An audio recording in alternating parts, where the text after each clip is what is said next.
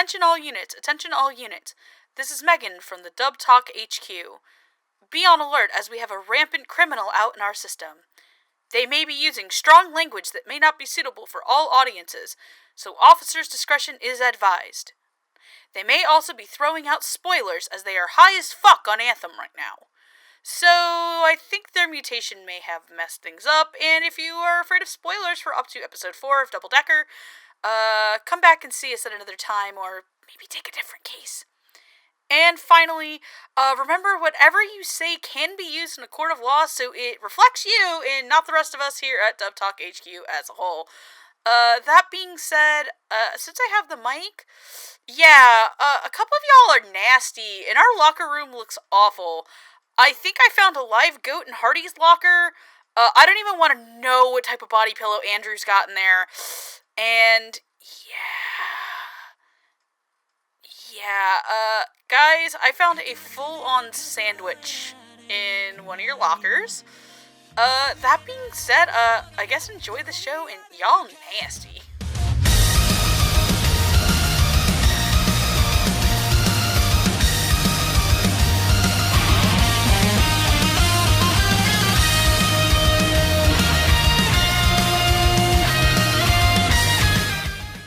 Hello and welcome to Dub Talk, where a group of cops waste your hard-earned tax dollars talking about English subs for anime. I go by the codename Jet, and tonight I'm joined by Agent Narrator. Ha ha ha ha ha ha! Whee! I've got a gun! Agent Lilac. What? Who gave this idiot a gun? Like, seriously? Like, why? I don't understand. Someone take this gun away from this child! Bang, bang into the room. and lastly, we have Agent Roots of Justice. Wow, these things are regulation? I could do some damage. Oh god, not you two. Not you two. Please, no. Jet, I why? fight for the honor of Gritty, our true lord and master! Damn it! Officer Gritty tells me to shoot things. Please, no. Oh boy, and so, if you can't tell by our tone, we are here to kick off our fall 2018 SimulDub discussions. Woohoo! With the spin-off to Sunrise's hit series Tiger and Bunny, Double Decker, Doug and Kirill. I hope there is as much porn of Double Decker, Doug and Kirill as there is Tiger and Bunny. God damn it! Yes! I forgot that was a thing I did. God! Tiger and Bunny is like the forever fountain of... maybe, but you're literally doing like 6 years worth of that, so... Wait, what? No, I said there's like 6 years worth of that now, so good luck. Alright, so... I mean, when he does them, they can just call it double decking. Oh my god, wow. I'm gonna read where's my haikus. I'm gonna read the wonderful haiku that I made for this and talk about the different fucking sandwiches. Again. I'm sorry. I know Roots and Megan have no idea what the fuck I'm talking about. What? I have vague knowledge of what's to come. So, because the plan is, at the time recording this, the plan is to start hinting at the stuff we're covering this season. So I made haikus for every single series that we're covering. So here's Double Deckers, okay? Cheesecake, lobster roll, patty melt, chili burger, BLT, and hero. I don't get it. Hero. Sandwiches. Yeah, they're sandwiches, you know. Jet gave me the idea before we were recording Higurashi the other night. I'm like, yeah. Is it bad that whenever you said I have haikus to write, I thought you said I have haikus to write? I almost keep saying haiku all the time now. I'm like, what the fuck? Anyway, Jet. We have all been tainted. Damn you, volleyballing boys! Okay, so we should probably get to describing what we're actually talking about. Yes, we should. So, going off the synopsis by Funimation, Career Vubral, God, I'm never going to be able to pronounce that last name correctly. Neither It's just an is just an average detective looking to prove his worth as a hero. But when he meets up with Doug Billingham of the 7-0 unit, he gets a chance to show his stuff. Literally. The other two will work closely together to face users of the deadly drug Anthem and protect the city state of Lisavella. Can his veteran rookie team clean up the streets, or are they bound to make more of a mess? Yeah, Kirill showed a bunch of people something in episode 1. Oh boy. Yeah. Okay, now, I kind of know this already, obviously, but for the sake of any potential first-time viewers here, what is everyone's familiarity with Tiger and Bunny? Gee, I wonder, Jet. Huh. I'm the only person who actually has to explain why the fuck she's here. In case you can't tell, guys, if you watch the classics episode for Tiger and Bunny, 3 out of the 4 of us were on the fucking episode. I'm here because I've watched at least half of Tiger and Bunny in the Japanese, but I'm also a raging Fujoshi, therefore my qualifications speak for themselves. Yeah. True facts. Yes, she barely made it into the club. Congratulations. Congratulations! I've seen Barnaby do things to Kotetsu. Yes, Kotetsu is not on top a lot. I'm sorry, y'all. No, of course he's not. We're talking about the logistics of this right now? Yep. Oh, that man is too much of an disaster to ever be on top. Okay, look, let's just place it out here right now. Kirill is... God damn it! Kirill is too stupid to have sex, in my opinion. I think he honestly is! Honestly, I feel like he would get into the moment and then just fuck it up. He would. He honestly would fuck it up. He would fuck it up. Kirill asks what color the Pink Panther is.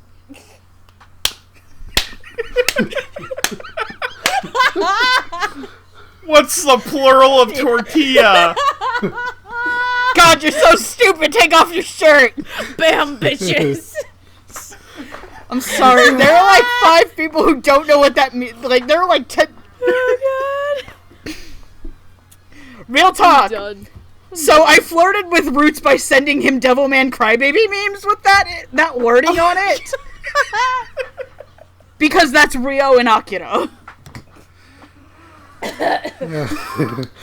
Of course it is. Oh, come on. At least 3 out of us have watched Crybaby. I have. Someone here needs to. Whoops. I'm gonna walk away. Why don't we walk? Alright. I'm gonna walk my way into letting Jet host this again. So, Jet. Yep. Whoops. Okay, yep, so I guess we will get into the nitty-gritty here. So, as always, let's kick things off with our ADR director and our scriptwriter.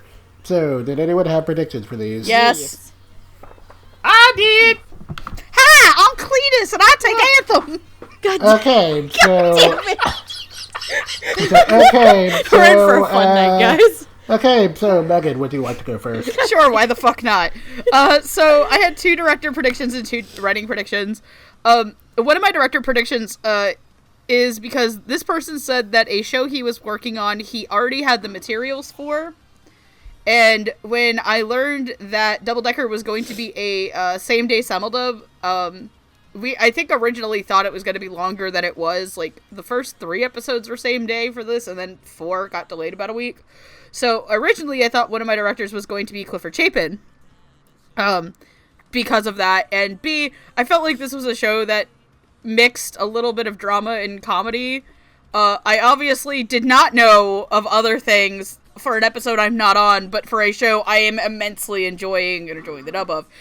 My other prediction was Jerry Jewell, because I didn't really... God, because he did Harukana Receive in summer, and I don't remember what he did in spring besides Yamato. That may have been it. I want to say. So I didn't really know what he was doing, and I've genuinely enjoyed a lot of Jerry Jewell stuff, especially like Yamato recently. So I wanted to see what he could do with this series. And then for writers, I put Clayton Browning or Jessica Kavanaugh, because those were just the first 2 people that really popped into my head. Okay. Roots? Okay, so word of warning, my predictions get weird. Okay. Tell me more. Tell me more. Oh, God damn it. Don't worry. Don't worry. Mine also get weird. I had done mine under the assumption that Funimation might account for the event of crossing over into Tiger and Bunny somehow, Okay. so I didn't actually predict Funimation themselves would be dubbing this. I had assumed it would be moved to, like, Okratron or something like that, so my director prediction was Ian Sinclair. Interesting. Okay. And as for scripts, because it was kind of a buddy cop comedy, I had thought either Jared Hedges or Clint Bickham. I mean, okay. Steph? Okay, so there are two things I did with my... Because I have 3 for each here. There are 2 things I did specifically with my director predictions. I took into consideration that considering Double Decker is a Sunrise series, that it's probably one of the bigger ones that's going to be probably very popular this season. My first 2 predictions for director were directors that hands down I know who would be capable of pulling this one off, those being Mike McFarlane and Clifford Chapin. My third choice, though, I decided, you know what? I'm curious to see what this person can do if given a very heavy action-oriented show that's from a huge studio like this, big company and things like that, only to see something different, not than the typical action stuff that we normally will see in our Dubsnet right now. I actually had Kyle Phillips as my third choice. Okay. That's fair. Writer-wise, I went with 3 writers who I've either seen write similar shows before, or who I would be very curious to see write for this kind of show. So I have Caitlin Barr, Jared Hedges, and Jeremy Kratz. Okay. As for me, so, because I knew this was based off of Tiger and Bunny, and I thought Crunchyroll might take that into account, I had 2 lists of predictions. One in the event it was a Kali dub, and one in the event it was a Funimation dub. Because Jet prepares himself, ladies Yep. and gentlemen. Yeah, because... I mean, I prepared too, but I was lazy prepared. Yeah. No, Jet is not like us plebeians who will only default for Funimation. Yeah. So, okay, yep, so in case of California Break Glass, I figured they would go back to Studiopolis, so, of course, I went with the same ADR staff for Tiger and Bunny, that being Suzanne Goldish for the director, and Ardrite Chamberlain for the scripts. Alongside Lucian Dodge, because I know from Bugo Stray Dogs that he can do comedy pretty well, so why not? And of course, in the event of Funimation, I figured, okay, this might be considered a quote-unquote big show. So I said either Caitlin Glass or Mike McFarlane, because, Mike McFarlane hasn't really gotten to do many big shows outside of sequels recently, so why not? And for scripts, I was like, okay, who's done a good buddy cop-ish thing before? And stuff like Ushio and Tora came to mind, so I said Emily Names. Okay. Okay. And of course, and now getting into who's actually doing things here. For our ADI director, we have one Mike McFarlane, who has finally been let out of Isekai jail. Hooray! Who is finally getting to escape the walls from the Titans. At last! Escape the Titans. After Okay, 10,000 to be years, fair- I'm free! Okay, you guys have all seen Hunchback of Notre Dame, right? Yes. You know when the one guy gets out of the stocks and immediately gets put into the next, thing? Oh my god. So it's him, Oh, and he falls in the sewer? it's basically, okay, so it's basically he gets out of the walls but falls in the sewer for Ragnarok, gets out of that, and then falls in the cage because it's Tokyo Ghoul Season 2. Re-Season 2. You right? Look, Dang it! I love Tokyo Ghoul dearly, but Jesus Christ, Perot is trying to speed run an adaptation. It really is. Super anime's done quick, as done by Perot. Please stop, just leave the sex scene in it. I want an entire episode dedicated to Kaneki and Toka fucking! Just like in the manga! Oh my god. Hello, I'm Studio Piero. Welcome to Jackass! Season 2 of Yona Never. Yeah. Season 2. Okay, and, okay, so as far as our script writers go, we have Bonnie Clinkenbeard and Emily Ames. Hey! Yeah, alright, so... Mike McFarlane, you would know for his directorial work on such shows as Grimgar, Fantasy and Ash, Hyoka, and the Fullmetal Alchemist franchise. Bonnie Clinkenbeard has done ADR scripts for such shows as Alice and Zoroku, A Certain Magical Index, and One Piece. And Emily Nays has done ADR scripts for such shows as Uchiha and Tora, Classroom of the Elite, and Planetarian. So I guess we'll keep the same order for now. So Megan, why don't you go first? So this is actually a show that, because we got really lucky and we knew a lot of things that were coming beforehand, and we were all pretty concise on like what shows we wanted, I got to go watch the Japanese and the dub, and I will tell you, I made it through about like an episode and a half of the Japanese before I had to turn it off. Not because the original subtrack is bad, not by any means at all. This is a show that far more endeared me to its world and its characters through the English dub. I think the casting on this is really strong. I think the writing on this is really what sells it. The writing on this show is hysterical at points. It is over the top. It is very serious when it needs to be, but the one thing that I think that Double Decker gets down super well is sarcasm. Because this show my is favorite. smarmy as fuck. This show is a smart... It is the smartest, dumbest show you will watch this year.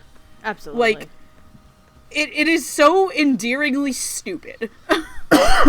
And the writing on the show works. There are times that I'll admit there are a couple things that get me, like there's a part where Kirill whips out his badge and goes, "Bam, bitches." That was I wrote that down. I love that. I love it, but like normally in any other case I don't feel like that would work. Like if this was like, for example, if Kaneki and Tokyo Ghoul just whipped out his Kagune and just went, "Bam, bitches." It would not work. You're right, it wouldn't actually. It wouldn't work, but it works in this show because Kirill is a fucking moron. He's a big, very good dumb boy, and I will unfortunately read a Discord message that I typed out to a group of people because Andrew would be remorsed if I didn't. What did you do? I'll read it when we get to Kirill. Roots knows exactly what it is. Oh god. Oh boy!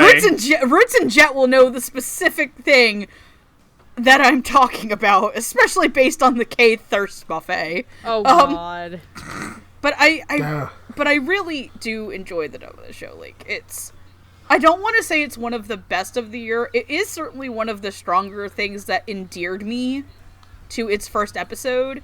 I will not say it's the strongest one of the season. If I'm gonna be completely honest, only because I'm not on the episode, my current strongest SimulDub premiere for Funimation has been Gridman. Okay.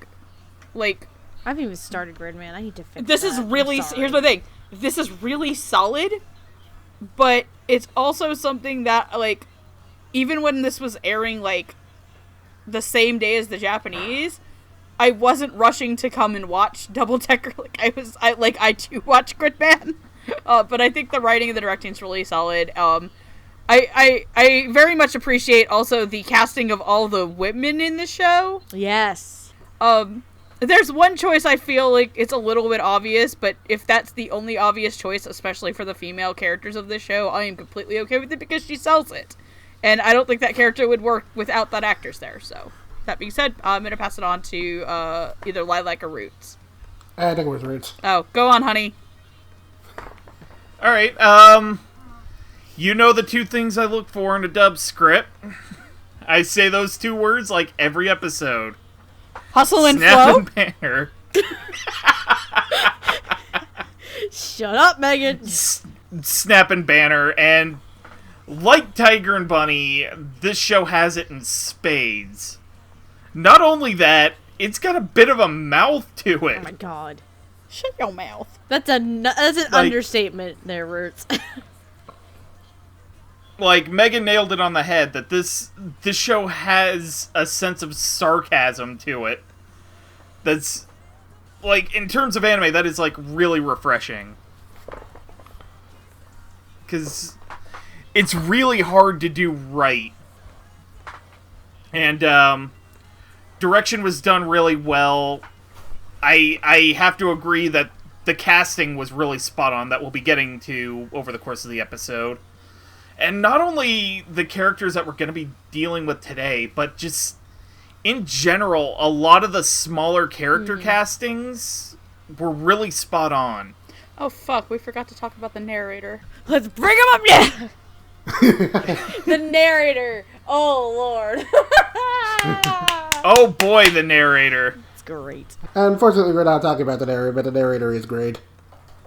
Shout out to you, Chris Guerrero. Chris Guerrero, we thank you for your service. You brilliant bastard. Yeah, and, like, I love it when the narrator gets the chance to throw some punches. Oh my god. Like Tonegawa, for example. Yeah. Like David Wald as the narrator in Tonegawa. That was really, really great. And, like, Chris Guerrero here, just, he gets to be as sarcastic as the show is, and it's wonderful. But back to the... He pretty much just exists in Doug and Kirill. He really does. Doesn't everybody just exist to dunk on Kirill? For the most part. It's great. It's a national pastime. Because Kirill is a Like, dummy. a great combination of the three is episode 4 at the very end. Where Hey, Doug. it's just... I don't know if you know It's this, just... but Yuri's an actual robot.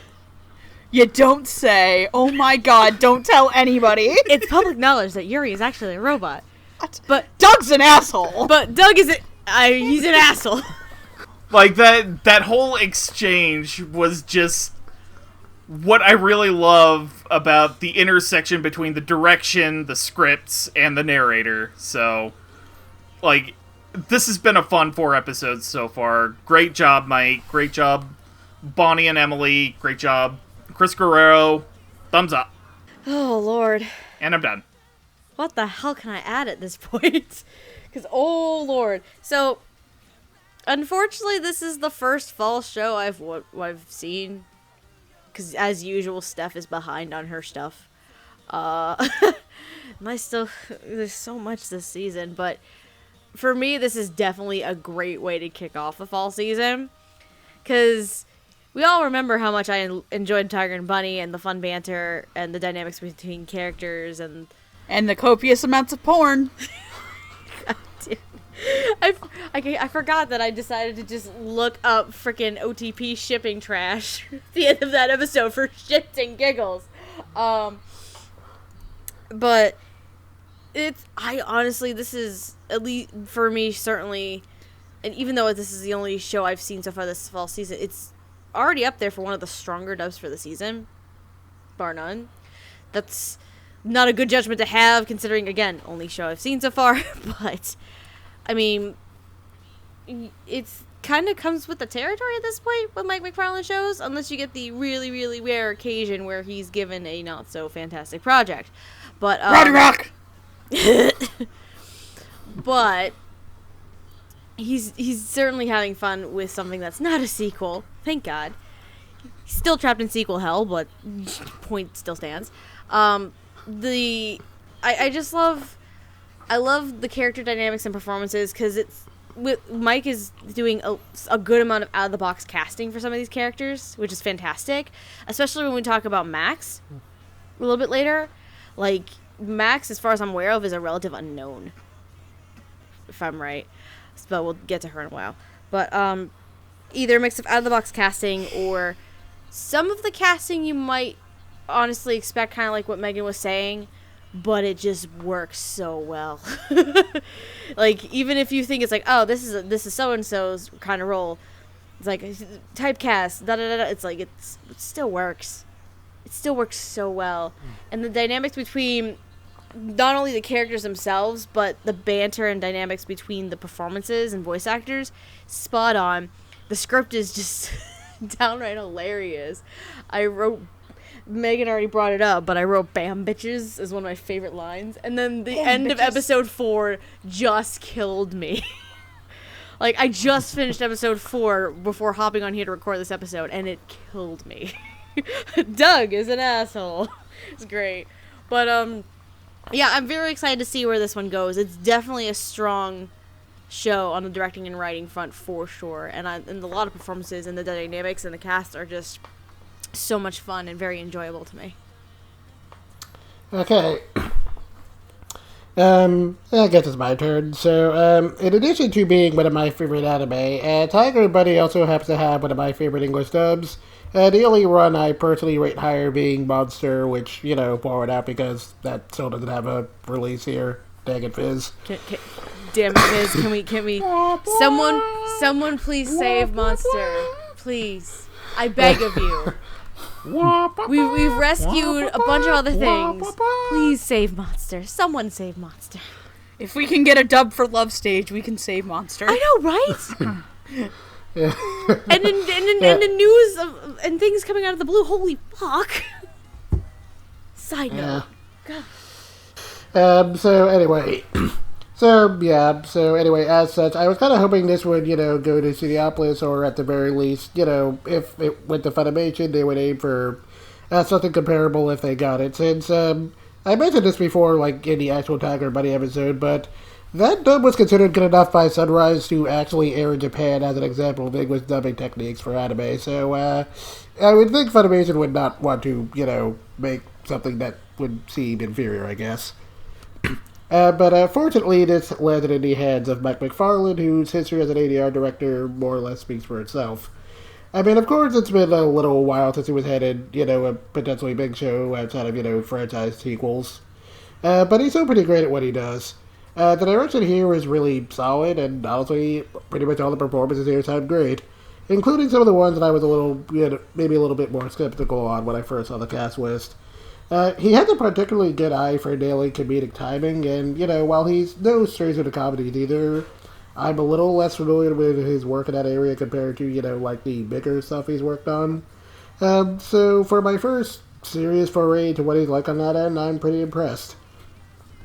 As for the script, it's interesting because, generally speaking, if you've heard me talk about scripts, I usually prefer stuff to stick close to the Japanese script wherever it can.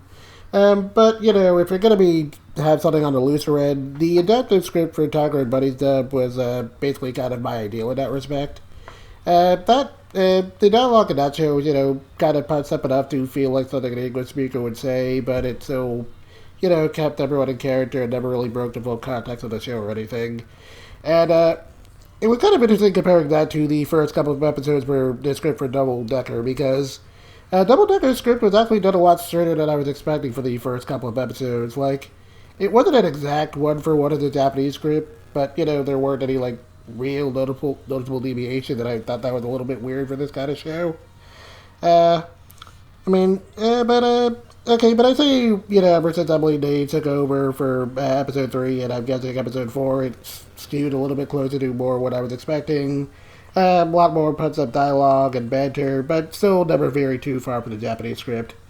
All in all, I'd say I'm pretty happy with this. I don't know if I'm going to be able to rate it up there with Tiger and Bunny's dub, but it's certainly off to a good start, and I'm excited to hear more of it. So, yeah.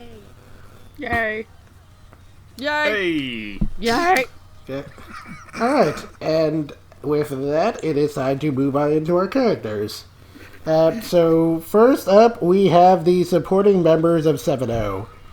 Travis Murphy, Sophie Gainsbourg, and Apple Bieber.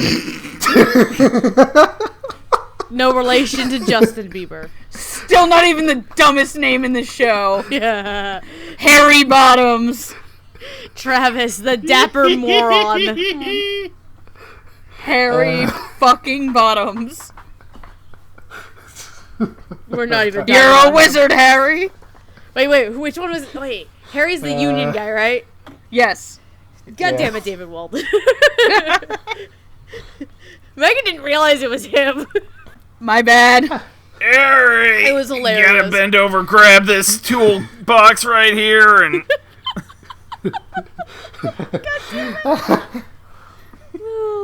So anyway, going into these characters, Travis is the director in charge of the Semino division who likes nicknaming his subordinates and is stated to be a total idiot. Sophie, Sophie serves as a correspondent for the team who helps with communication, and Apple Bieber is a scientist who creates Excuse and me, that's maintains Dr. Apple Bieber. Hey, Apple. Yes. Oh, Doctor! He's 17, mind you. Okay.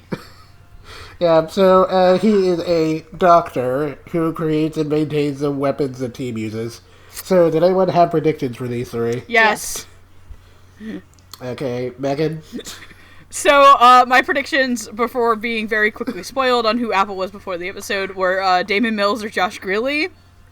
My predictions for Sophie were Rachel Glass or Laura Woodhull. Spoiler alert, I did these based off of how the characters looked. Same here, so don't feel bad. And I got something right! Fuck you! I got something right, too. And then I also got two things I got something right, and then I mixed two up, and I got very sad. And then my predictions for Travis were Phil Parsons or Brian Mathis. Okay. Roots?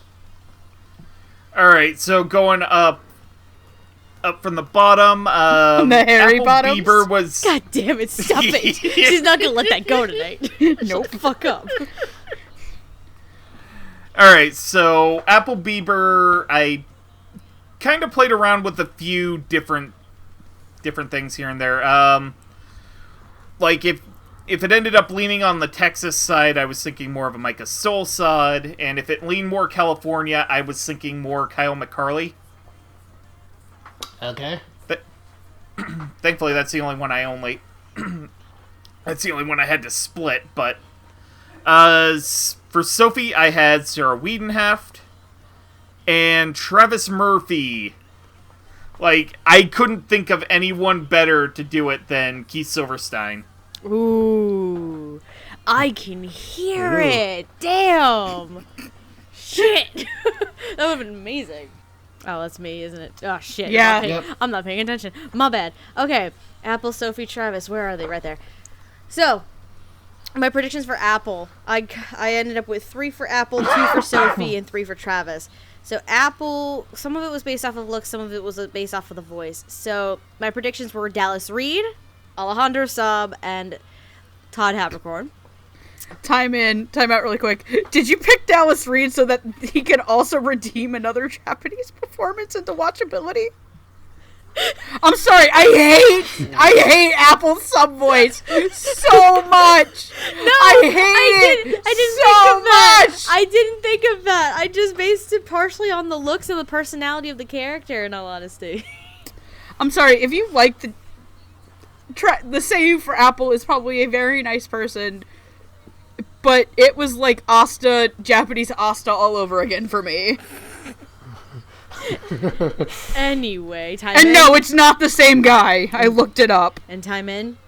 Yes. Okay. And then for Sophie, my 2 predictions based on what little I know or have seen of the character, I have Bryn April and Jade Saxton. And then as Travis. So they're all probably very obvious because Travis has a very interesting idiotic charm to him. Emphasis on the idiotic. And also kind of maybe like a little bit burly man. So KiRiSaMe was actually my first choice on this one. Then I also added Kent Williams and Ian Sinclair to them. Okay, so as for me, let me double check my list. So, in the event of Studiopolis Break Glass, for Apple, I also did my predictions based off of the character design, so I said Chris Hackney because for some reason I assumed Apple was going to maybe have a voice on the slightly deeper end of Pretty Boy, so... Boy, were you wrong. Yes, I was very, very wrong. The say you alone, it's like, what the fuck happened? Yeah, and and then in the event of Funimation, I had Clifford Chapin down. For Sophie, in the event of Minneapolis, I said Erica Mendez. Okay. For Funimation, I said Brittany Karbowski. And then for Travis, if Cineopolis, I said Ray Chase. And if Funimation, I had either Mark Stoddard or Chris Sabat because I know they can do, like, deep voice idiots pretty well, so. Man, you all wanted Travis to be like Colonel Sanders from Taboo Tattoo, did you? God damn it! Oh, Lord. Yeah. Oh, red-blooded American! Okay. Yep, so getting into who's actually playing these characters, so for Travis, we have Barry Undell. Yay. I'm okay with this. Oh, that's who that is. I'm I was very like, okay who the with fuck is this? Actually, no idea. Playing Sophie, we have Madeline Morris, and playing Apple Beaver, we have Justin Briner. Or can we say Justin Bieber? You owe him money if you do. I almost pronounced that wrong, and I blame you. Yay. I don't apologize for anything. I apologize for nothing. Of course you don't. I've infected Steph with my gremlin. Okay. See, work was a pain in the ass today. I needed a little bit of fun, alright? Oh, baby. Right. Not like that. Not Should I go get that. So should I go get the ragey body pillow out of my closet for you? No. Barry Undell, you would know for such roles as Yoki from Fullmetal Alchemist, Zaruba from the Gara franchise, and William T. Spears from the Black Butler franchise. Madeline Morris has done such work as Akona Aino from Love Tyrant, Hotaru Hoshikawa from New Game, and Frederica Greenhill from Legend of Galactic Heroes de Noiteze. Hell yeah, Frederica Greenhill! And lastly, Justin Briner, you would know for such roles as Frate Venetti in 91 Days, Nico from Nanbaka, and of course, Izuku Midoriya, aka Deku from My Hero Academia. Call me Dr. Deku! Can we also throw in one more for shits and giggles for Madeline? What? Sure. She's voicing another Sophie. Oh my god, no! Garo Vanishing Line. So this is what happened to Sophie after Vanishing Line. She and Zaruba started their own anti-drug division. You mean sword. Oh no, wait, true, Zaruba. Wrong. Sword's too busy eating steak. Zaruba somehow became human. I'm a real boy! I'm a real boy. I mean, Steak, my anti-drug. now you made me go and feel awkward about what I was going to say about Sophie when I get to it. Oh no! Oh fuck. Well, it's nothing horrible. Well, I'll let the tension. I'll let that tension build while I talk about Apple fucking Beaver. What the fuck ass name is this? So Apple Beaver sounds essentially like what if Deku was underappreciated at his job. So one of my favorite other moments in the show is where he's like, "If please don't shoot this if you can't handle," and then whoa, when Kirill gets shot across the room and all I can hear is the Crash Bandicoot whoa noise out of Kirill. When Kirill gives us our daily dose of stupid. Whoa. The best. Damn it. She's gone Crash Bandicoot. Oh no, we gotta move on. Whoa.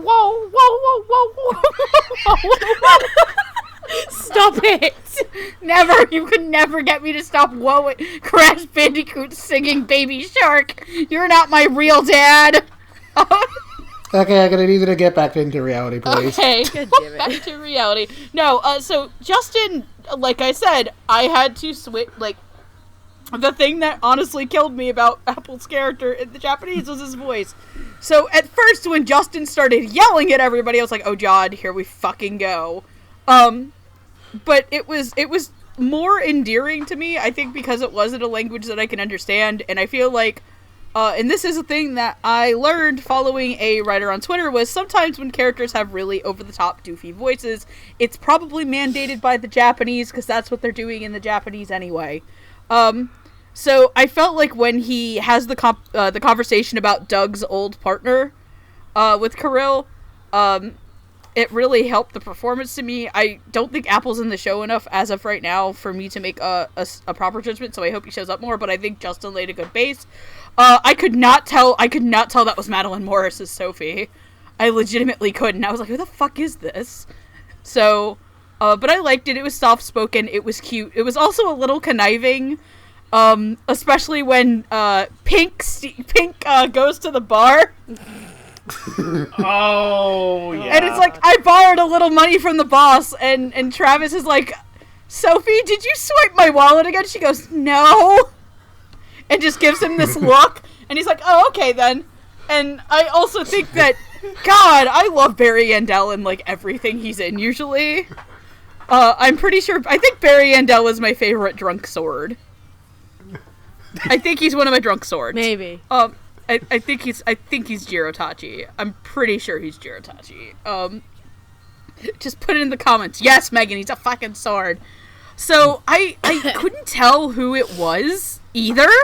Like, everybody else, I could tell this is this actor. For the rest of the cast on, I know who is who. But, okay, except for maybe Robot and Boxer, because I'm not familiar with Boxer's actors at all.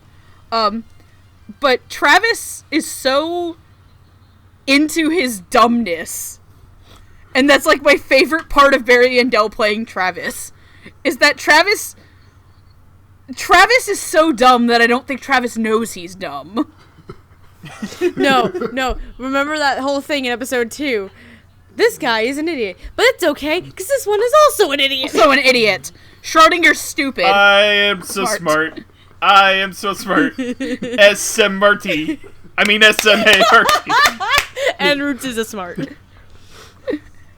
Oh, God, I love tasteful Simpsons jokes. But no, I really enjoy them. I will say that I really actually want to hear more of Maddie Morris's Sophie before making more of a call on the character, because I don't think that she's talked much other than being Dispatch. And the only kind of moment that we have seeing her as a character outside of being Dispatch is when she's like, yeah, I stole your wallet, what are you gonna do about it, bitch? Kind of moment. But that's done almost all through facial expressions and not really voice. So I do want to see more of the character first. But go ahead, Roos. Okay. Yeah, I think I'll get Sophie out of the way first, because she really didn't have much to do in the first 4 episodes, other than really the stealing the wallet scene. I do like that she kind of gave that sort of a playful edge. But yeah, I'm gonna have to wait for a few more episodes to make a full opinion. Justin Briner as Apple Bieber. That name will never not be funny. It's Doctor! In any case, I really like that, like, Justin Briner played him young, but also he has sort of this 2 weeks away from retirement, and you right there are going to be the end of me. Get out! Get out of my lab, you fucking idiot! With Kirill, and that was just the tops. It's like, it's like, by the way, you need to return that gun you stole from me. Hang up the phone.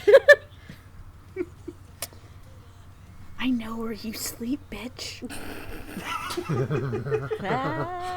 And God bless Barry Yandel as the embodiment of chaotic stupid in this show, Travis Murphy. Chaotic stupid. I like that description. He's dumb. I don't think he knows just how dumb he is. He's played by just about everybody in the office. And he's just this good, goofy guy. And it's wonderful, and Barry Yandel plays him really well. It's a refreshing change of pace from the other things Barry Yandel is doing this season. And, like, it's wonderful. I don't think I've been able to hear him be this funny since maybe One Piece. And I'll pass it on because I'm pretty much done here. Okay. Once again, Steph? what more can I add to this? I'm also going to get Sophie out of the way first, because similar basically to what Roots and Megan have been saying, I need to see more of Sophie.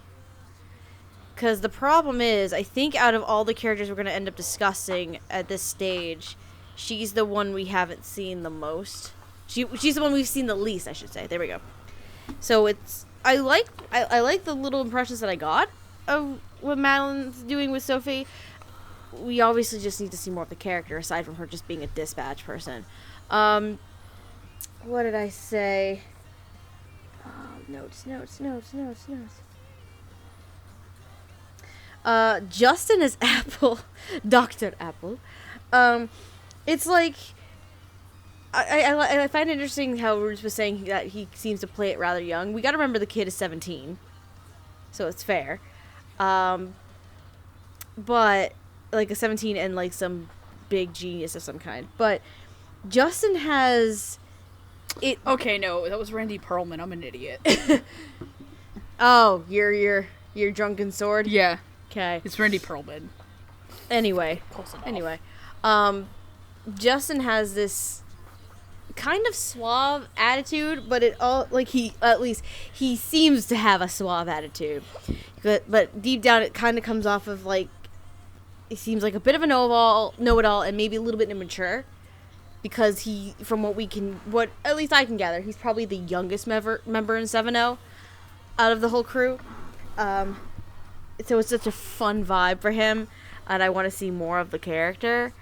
It seems like it was hinted or at least implied that maybe he has a thing for Derek. I don't know. I hope he does. Like, based on the phone conversation he had with Kirill, anyway, it kind of does. For a while I couldn't tell if it was he had a thing for Derek or a thing for Doug. It's hard to tell. But, and then Travis. I think Steph just also in our chat just got her first introduction of what the fuck gritty is. I'm not even paying attention to the gritty part right now. Click the GIF, you'll understand. I'm looking at the GIF. The GIF is going right now. That's gritty. What the fuck is this? Gritty. Oh, Lord almighty. Anyway. He's our lord. The greatest thing to happen to hockey. Anyway, Travis and Barry Yandel. Oh my god. Barry Yandel as Travis also has a fun charm and charisma to him. And I feel like Travis also has a little bit of a childlike quality to him, because remember in the first like episode or two, he's the one who came up with this 7-0 thing, came up with the name for the double-decker system and all these code names and all this other fun stuff. So, like, think about it. This is the kind of stuff that kids would normally do, right? So, Yep. Yeah. Travis in and of itself is basically is probably the oldest and is a grown-ass adult, but is a fucking child. Like, a man-child in a sense. So it's so much fun to see Barry Yandel play that. Stop sending gifts! Never! I'm gonna just cover this. What the fuck? I'm taking another window and covering the chat right now.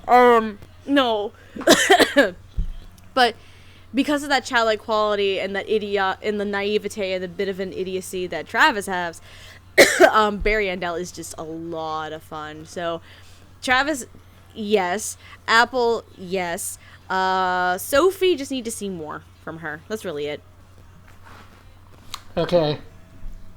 So I don't have a ton to say on Morris's performance either, since Sophie doesn't really have a whole ton of lines. But so far she sounded pretty fine, and it's definitely more on the Q-tier side than what I've heard of her work so far, so I thought that was pretty nice. And like you guys, I did really like that bit in episode 4 with the whole her silly charms as well. I think that was pretty funny. And I really do hope she gets to do more in the coming episodes, because I'm not going to lie, Sophie's kind of hot. But anyway. Justin, I mean Applebeaver here, was pretty... Justin, I mean Apple. Okay, someone's going to have to make that joke eventually. And we're going to make it, like, probably another 5 times. Yep. Yeah, so it was pretty interesting going off the character design, because I really wasn't expecting him to sound like a twonk, and that threw me off for a loop when I watched episode 3 in Japanese. Did you just call him a twonk? Yes! That's what it sounds like! Yes! Oh, God. That's great. Oh, no. I wasn't even here for the twonk incident last time. This is great. Oh, we're gonna get to the other end of that spectrum soon enough. Our other idiot of the day. Anyway, I really like what I heard of Justin, especially in episode 3. You know, he brought the right mix of smugness to the character, while also, you know, making him so high-pitched you feel like you could just snap him like a twig, and it was really funny. especially pretty much every time he insisted on being called Doctor. And then lastly for Barry and Nell for Travis, it was a pretty interesting pick for me, having watched a little bit of the Japanese version first, because Travis's seiyuu sounded, you know, fairly on the deep end and, you know, relatively down to earth. So when I first saw it was Barry and Nell, I wasn't sure if it was going to be a good fit, because I'm, you know, personally used to hearing Barry and Nell, you know, sound very goofy and over the top, you know, like with Yoki from FMA, or, you know, very dramatic like with Zarba. So here you can do something that sounded like relatively grounded by the general standards of his voice, was kind of an interesting change of pace. I mean, you know, granted, the general natural flair of his voice is still there, especially in all the comedy bits, because, you know, again, Travis is a big idiot, and he definitely gets a lot of laughs out of that. But at the same time, I was surprised how well I was able to buy into him being, you know, a police chief, well, for as much of a chief as Travis is. And he's been a delight to listen to, so, yeah, I'm very happy with all 3 of these. And with that, I guess we're gonna start going into our double-deckers. The weird name of the system that Travis, a.k.a. Boss, made up. I need to make... How Travis actually came up with the name. Sees a bus. I've got it! I feel more like he just had a double-decker sandwich, and it's like, I've got it. No, he ate a double-decker sandwich while riding a double-decker bus. God damn it. And then got punched in the face twice, getting double-decked. Son of a bitch. Look, there were just these 2 girls, and the little one, he asked for beef or chicken. Oh, boy. Anyway. Oh, come on, that was a course. great joke, and you're all...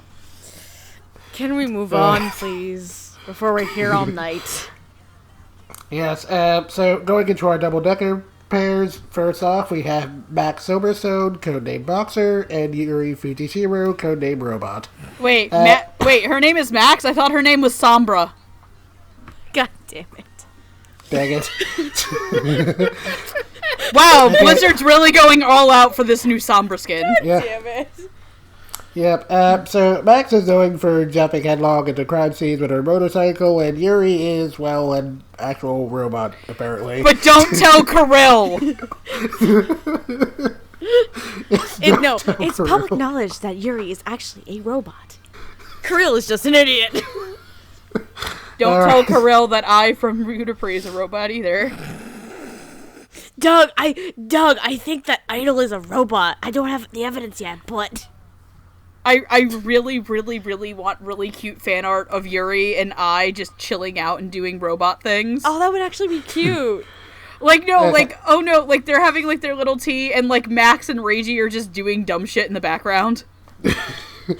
Okay, For as we all know, that I's boyfriend is Reiji. Likewise, I'm pretty sure Max and Yuri are girlfriends, but I guess we'll see how that goes. No, she's talking Udapri. Oh, right.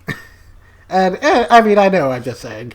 Anyway, I need to tell the story. Oh, no. I'll wait I'll wait until my turn for predictions to tell the story. Go ahead. It's gonna have to be told in small parts between each of the next 3 segments. Oh god. Oh boy. Okay. So, go ahead, Megan. What were your predictions? My predictions are gritty and gritty. Stop it! Are grilly. My predictions are gritty and the Philly fanatic. Damn it. You asshole. Stop it with the gritties right now. Never!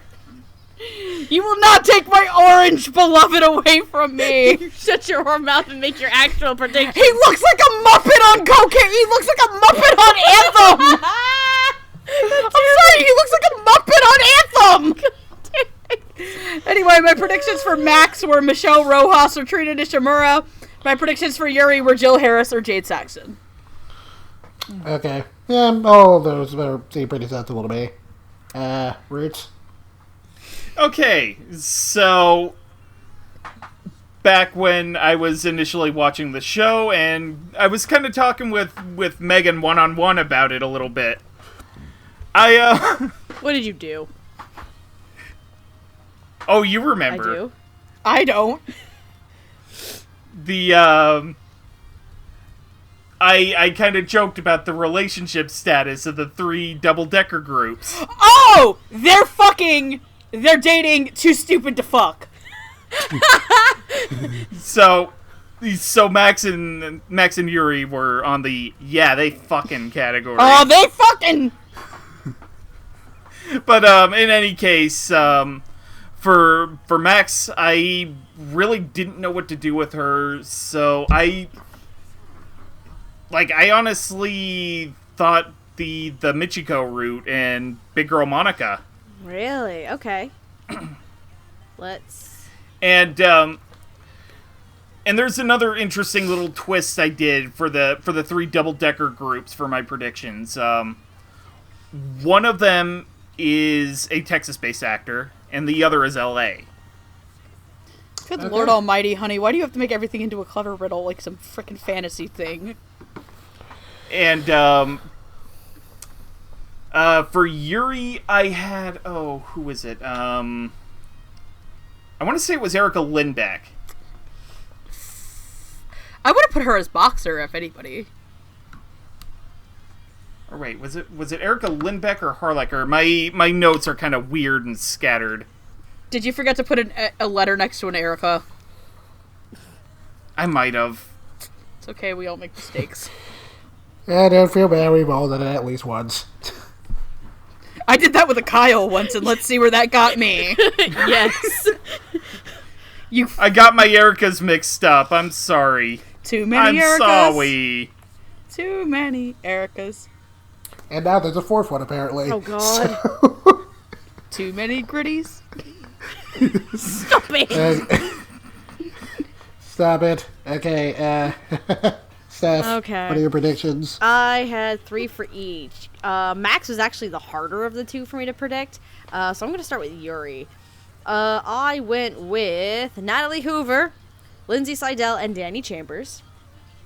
And for Max, again, it took me a little bit to try and think of some ideas for her, but I ended up going with Dawn Bennett, Morgan Garrett, and Marissa Lenti. Okay. Well, these sound pretty fair. As for me, so I did my predictions based off of the character designs. And looking at Max's character design, I thought, for some reason, I thought she was going to sound, very on the butch side. So I was thinking in terms of women who could do gruff voices pretty well. So I said in the event of Studiopolis, I said Carrie Kiridan. And in the event of Funimation, I said either Dawn Bennett or Trinity Tsumura. And as for Yuri, in the event of Studiopolis, I said Veronica Taylor, because I just want to hear Veronica Taylor in things, don't judge me. And in the event of Funimation, I said either Emily Names, because she was my scriptwriter prediction, and I figured she might be in the show somewhere, and also Danny Chambers. Nice. Yeah, because I was like, let's give Danny Chambers something different and fun to play with, so. Yeah, I thought it might be interesting to see Danny Chambers, maybe try a comedy. Yeah. Okay, now getting into who's actually playing these characters. Playing Max, we have Beth Lipton, and for Yuri, we have Brittany Lauda. I'm so mad at myself for one reason, but go on. Okay, now, this is Beth Lipton's first named role, but you may have also heard her in interviews with Monster Girls, 18 If, and Handshakers. The show that shall not be named. I'm sorry, those were the only shows on the list. Yeah. I had no choice. Again, relative, like, basically an unknown here. Yeah.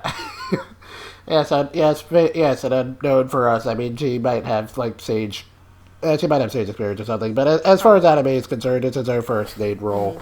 Brittany Lauda, on the other hand, is no stranger to this podcast, and you may have also heard her as Camelot in Holy Night, Anzu Shirogane in Castle Town Dandelion, and Ichigo in Darling in the Franxx. Who did nothing wrong? Yeah, she did absolutely nothing wrong, you morons. Okay, so, Megan, would you like to go? Yeah, I'll start with Brittany Lauda as Robot / Yuri first. I really like her. I like Brittany Lauda being very... Because this is not a role that I traditionally put Brittany Lauda in.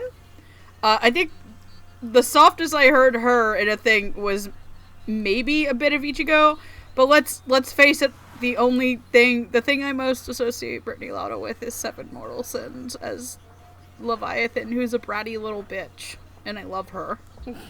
I love that performance so much. I hate that show, but God, I love that performance. So her as Yuri is great, and I really like her very relaxed thing. But here's the thing I like. Yuri is a robot. Yuri is not emotionless. Like, yeah. That is a really hard line that some people do not get. Like, even that's like the one, like, Steph will understand this, and I'm bringing up Udapri because this is another series where a person has to play a robot who is obviously not like, hello, may I take your order? I am Microsoft Sam in a human form. Because if you've never watched Udapri, which unfortunately has no dub, and I wish it did, it'd be so much fun. I'm using this to explain this because as much as I also really want to talk about Yuri and Max have only gotten to do most of their stuff in episode 4, and even then it was more Pink and Rookie as a focus of the episode more than them. So I'm using Udapri to explain how I feel about the snippets I've heard at Brittany Lauda as Yuri. Is this. If you've never, ever, ever watched Utano Prince Sama, first of all, one, do it because it's the best. It's the stupidest 4 seasons of anything you'll ever watch, and it's infinitely entertaining. Yes. The second thing is this. Aoi Shota, who, if you've watched Pop Team Epic, you will know that is the guy that sends them back in time in episode 12. There's a spoiler warning. Plays Ai. And as somebody who loves Ai very dearly, my favorite thing about Aoi Shota's performance as Ai is that Ai don't give a fuck. Ai is very, very snarky. Ai is snarky and sassy and savage. Hell, yes. He's a savage little shitlord. Yes, he is. But he's also a robot. So a lot of people, when I think they see that this character is a robot, 1-to-1, this character is not allowed to show any emotion. A lot of people, I think, for better or for worse, instantly think of how Yuki Nakato is played from Haruhi as the standard of how you play a character who is a robot. She's an alien, but fuck it, she's a fucking robot. I know she's a fucking alien, she's a fucking robot. Just bite me, internet. Come fight me, you fucking Haruhi fans. Oh lord. So I genuinely think that Brittany gets that down in Yuri, that Yuri is still warm and friendly and an inviting person, but she's also made of metal. Don't tell Kirill. Doug is an asshole. And so is the narrator. And then Narrator's so sassy. I feel really bad, but I'm blanking on the name for Max's actress, so... Beth? Beth Lipton. I adore Beth as Max, because I think the way that Jet described how he went off of her personality was my biggest fear, that they were going to play her, that just because this character has the half-shaved head and the butch look, that everyone thinks that she has to have like a very deep butch voice. Mm-hmm. That was the hard part with me figuring out who to predict. To which, that's why I did predict Michelle Rojas and Trina Nishimura, because they did have it's not that they did butch voices, it's that they potentially might have had just slightly deeper voices for women, which is a thing that naturally happens, because one of my cousins has a deeper voice for a woman, and she's not like me, where I'm like big and wide, that's why I have a deeper voice, because I have more meat on me, but full disclosure, one of my uncles is blind, so sometimes he can't tell all of us apart until we say it's Megan, or it's Kristen, or it's Lauren. So my cousin Lauren, sometimes, he's gotten us confused voice-wise before. And she is skinny as a twig, compared to me. So I really like that Beth plays Max not like stereotypical butch, and that there is a softness to Max, because Max seems like Max and Yuri seem like just quieter people. Like, they're even in the way that they dress, like, yeah, sure, Max rides a motorcycle and dives headfirst into danger. It does not mean that she's gonna wear flannel in fixture housing. Like, she's like we're saying that the two of them might be together, but that's not because of their design, it's just based on the way that they act around each other, guys. But I really, really enjoyed this, especially Beth. I hope that this is a way to get her into more stuff, because I want to see her do other roles, and I hope that she becomes a long stare at Funimation.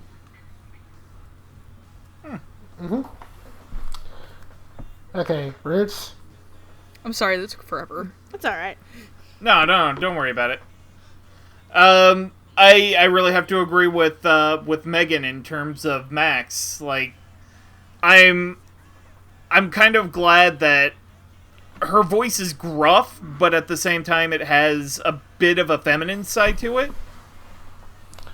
Like, that was a really nice touch. Beth Lipton did a really good job with her, just for the, like, half of an episode-ish between the four that she actually got some speaking screen time for. One of the notable lines for me for her was toward the end of episode 4, when she's coming in to arrest everybody, because Yuri has used her robot abilities to take all of these Anthem dealers down. And she's just like, yeah, I knew you could handle it, girl. Like, that to me just kind of epitomized my feelings about the character to a T. And, Brittany Lauta as Yuri, she's quiet, she's soft-spoken, and like Megan said, I really do appreciate that she actually has a bit of a personality to her instead of just, the robot. And even then, like, even beyond the robot, she's not like C-3PO, where she's given this big eccentric personality to make up for the fact that she's, an artificial being. I also like that the show didn't drop it until at the end of episode 4. Yeah, that too. That was that was a really good reveal. And yeah, Brittany Lauta did a really great job. Beth Lipton, I would really like to see more of her in more Funimation dubs in the coming months and years. So yeah, good job, you two. Sweet. I'm gonna start with Yuri first and Brittany Lauta, because like you guys were saying, it's one of the more quieter roles that we've heard Brittany portray, and the word I use to kind of describe Yuri as a character, she's very unassuming because of it. She's very quiet. She's kind of you might think she's in the background, but she's actually more than what she appears to be, in a sense. And I think Brittany plays that very, very well. Would love to see more of her, much, much more of her, in the show, because it's not only a fun performance, but it's certainly a different kind of role that we've seen compared to what we've seen Brittany play before. As for Max and Beth Lipton, this is actually, as of right now, one of my favorite performances in the show. One of my favorite performances. Yeah, I'm really enjoying it right now. Like, Beth is certainly one of the underdogs in terms of performances in this show, and I feel like, God, what did I write? She gives a great impression. She gives off a great impression as Max to me, and is such an underdog in a cast. And it's like it's not one of those situations where it's a newer actor in a cast with a bunch of very established people, and she's the new person. It's a little rough for her. No, like, it blends so well. She blends so well with the cast that you can't really tell that she's new, relatively new. So it speaks volumes that she's, to her acting ability right there to me. And I think she has the perfect tone for Max too. Like, because again, like Megan was saying, the fear with Max is going too butch considering the character design that Max has, and I think the Beth's voice complements Max very, very well, and I'm just really enjoying it. It's one of the underdog performances, and right now it's one of my favorite performances in the entire show. I love it a lot. But both Max and Yuri, I want to see more of them. We really only got to know them a bit more in episode 4, but not as much as the other two pairs we're going to be talking about. So. Okay. So obviously this is my first time ever really hearing Beth Lipton in anything, and this is a really good first impression.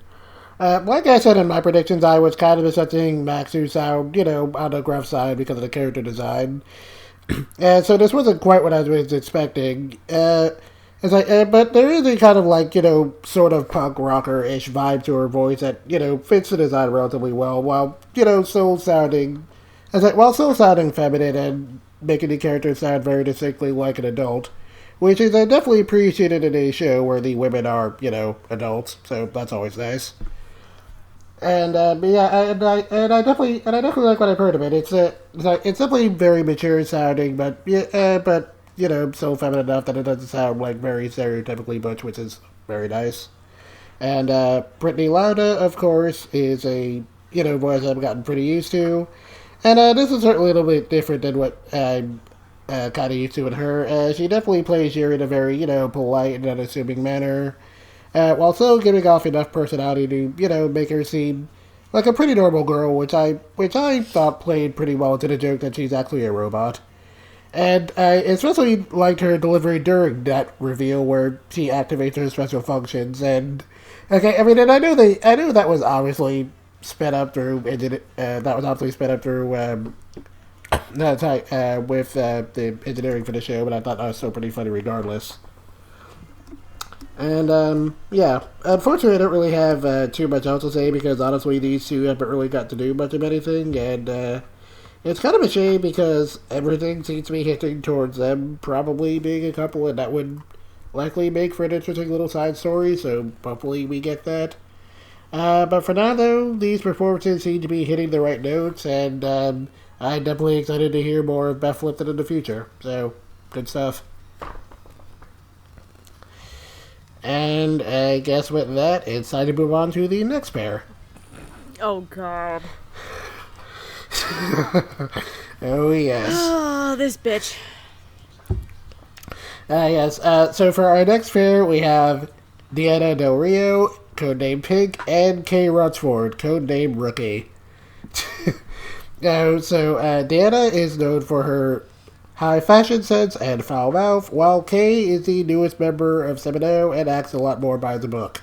So, predictions for these two, Megan. Let me start then. So my predictions for Pink were one that I felt was a little obvious and one that I felt was maybe not so obvious. So I think the prediction I felt that was a little more obvious was Monica Rial doing her big girl voice. This is where I put Monica doing her big girl voice. And my backup, her slash other, well, Monica was actually my backup pick. My first pick was actually Michaela Krantz. Oh, okay. Because I enjoy Michaela Krantz and things, and I like to see her do things that are different. And then my predictions for Rookie, this is where I put Danny Chambers. Okay. And I think this one might surprise people, but again, this is because I like to see her in things a lot, and a lot of times when she's in things I enjoy, but she's also in a lot of things that I just don't watch, unfortunately, and it's not because I don't like her as an actress, it's just they're not shows that I really like a lot. So I put Kristen McGuire. Oh, okay. I see it. Because I would kill a bitch to get... I really wanted Kristen McGuire in this. I really wanted her in this, but I'm not mad about who's Rookie at all. Okay. Go ahead, Roots. Roots? Yeah, so starting off with Kay, this was where I ended up putting the LA actor, Erica Mendez. And, I kind of went a little obscure with Dina. Because, I only know the actress I had in mind from one show. Megan has already brought up that show. Okay. I had Nicole Endicott in mind. Oh, God! Seven mortal God, I love Nicole Endicott! She's a sweetheart. So nice! Such a sweetheart! Hurt. Oh. God, no, you don't understand. I got to talk about her, and I was like, I'm so sorry how mean I was about that show. And she's like, no, it's fine. You liked the show enough to... You liked my performance, but God... As Megan just screams in a corner into the wide unknown or something.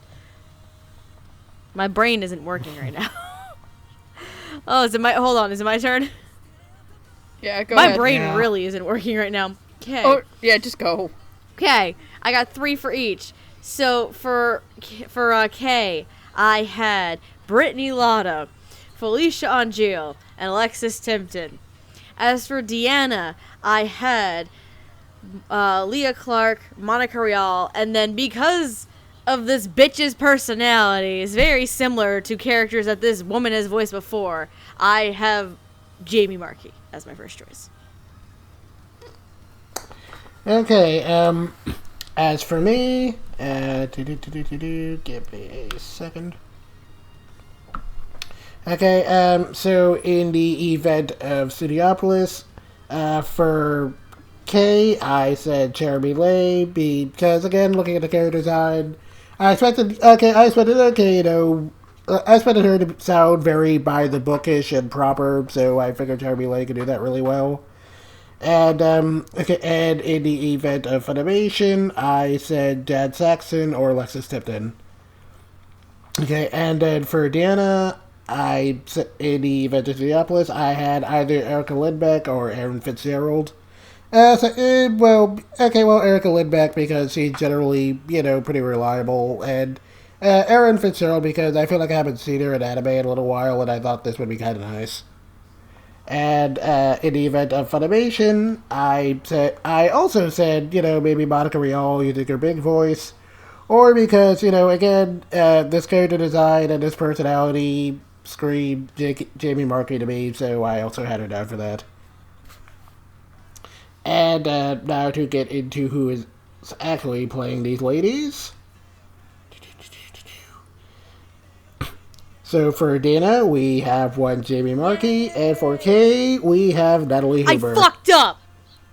I had Brittany and Natalie switched. I fucked up. I feel really bad for not thinking about Natalie Hoover when I was doing this. Like, I legitimately feel bad about this now. I got so mad because I put Natalie as Yuri and then Brittany as Kay, and then they're the complete flipping, and I'm like, God damn it! Yeah, okay. So, Jamie Markey, you would know for such roles as Helen in Claymore, Kana Albrona in Fairy Tale, and Ginger in Gangsta. Natalie Hoover has done such roles as Tomoyo Daidoji in Cardcaptor Sakura Clear Card, Kayo Maruta in Citrus, and Saya in Gargantia on the Virtuous Planet. Because I get to go first. So I'll do Pink first, because I actually have less things to say about Pink than I do about Rookie, which is really weird. Pink is another Jamie Markey character, and while I didn't think of it myself, I'm completely okay with it. I find this to be one of the two very obvious castings that I did for the show, that I would do for the show. The other one being the actual only prediction I got right. So I really liked it. I genuinely enjoyed her being angry and stuff. I think one of my favorite lines out of her is, "Can you please bark like a dog for me?" That was the greatest thing. I love that. Like, I was wondering if she had, like, a dead sister. It's like, no, she had a dog named Kay once, and it's really weird because my Nana's nickname was Kay, because her name is also Catherine, spelled with a K. I have an Aunt Kay. But, no, I genuinely enjoyed Jamie Markey's performance. I think that, I kind of hope that Pink calms the fuck down a little bit. I think that she's almost always constantly yelling, and I don't know what the fucking lip licking thing. Oh, what the hell? It was great. But man, I love Natalie Hoover's Rookie in this show. I like that it is this is the exact character you would expect Natalie Hoover to play. Like, she's the other kind of, I would say, a little bit more obvious casting. But here's where I think it works a little bit better. And that is the scene where this girl gets drunk on non-alcoholic beer. Ah! Where Kirill is off actually shit-faced. And then there's just Natalie like, here's the thing she is! Like, And you see the subtitle non-alcoholic beer. Non-alcoholic beer. This beer has no alcohol in it. And she's just like, and when she's freaking out about the food in episode 3, but the alcohol scene in 4 is good, and I like that there's this sense of naivete to this whole job thing, and yet she is clearly, like, one of the smartest people in there. Like, bar none, Kay is like the smartest person there.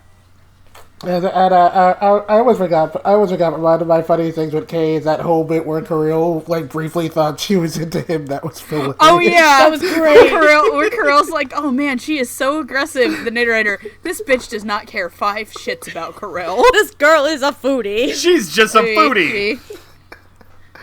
Kirill isn't food. Like, okay, look. Kay is totally the girl that would go to Epcot with a guy for the Food and Wine Festival so that he can give her plates. Seems like an accurate description. I respect Kay. I respect Kay's food game. But no, I really enjoyed this, and I'm really kind of kicking myself for not thinking of Natalie about this. Like, it's like, damn, it's like when I saw the casting, I was like, fuck, why didn't I think of this? And then I realized this is why Mike McFarlane has a job doing this and I don't. So I'll pass it on to Roots. Okay, I really liked Natalie Hoover as Kay, and like Megan said, the drunken scene in episode 4 was like one of my favorite things of her performance. Also the foodie thing during the stakeout. But like I do like that while she is naive, she is probably one of the most book smart members of the group. And that it feels like she's going to have to lean on Deanna a little bit over the course of the show in order to, acquire street smarts.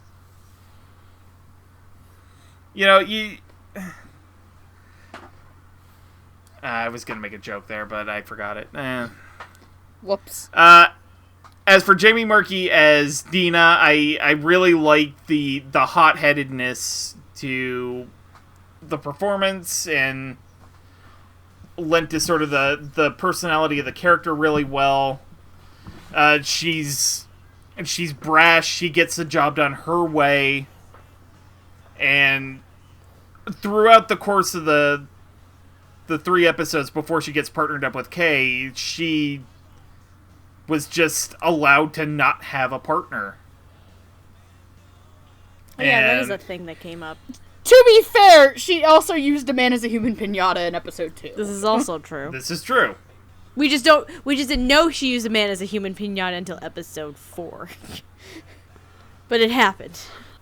But in particular, I really like the dynamic these two characters have between each other, and I need to get to part 2 of the little story I have, where I basically said, the relationship status between Dina and Kay are basically, they're probably not fucking, but they own a twin-size bed to save money and co-adopt a dog. No, that seems pretty fair. God damn it. Alright, well, I'll pass it on, because I'm pretty much done with my piece. Okay, that means it's me. I'm going to start with Deanna first. Jamie is a sassy McSasspants, and it's great. Like, Deanna exudes confidence, and you can tell through Jamie that there is that confidence and sarcastic comments and sassiness, and it's my way or the highway, and it's just fantastic to me. The instant I saw this character, Jamie was the first person that came to mind with this. It's like, and for me, it's not even like a typecasting. It's like Jamie really just portrays these kinds of characters very, very well. And you can tell she's having so much fun with it, because Deanna can be a bitch sometimes. But Deanna is a sassy, fun bitch. And Megan, if you thought you were kicking yourself for not thinking of Natalie Hoover for Kay, I fucking swapped her and Brittany, god damn it! I was so close. At least you had her in this show. I was so close. I was like, damn it! So close and yet so far. But Natalie as Kay is very interesting. For me, it took a second to adjust to it, only because I had a different idea in mind of how I would think Kay would sound like in an English dub. But then it didn't take me very long for that adjustment to just go away and be like, okay, this is great. And then the best part for me when I was fully on board with it was episode 3 and the foodie scene. That whole thing. That was when I was sold.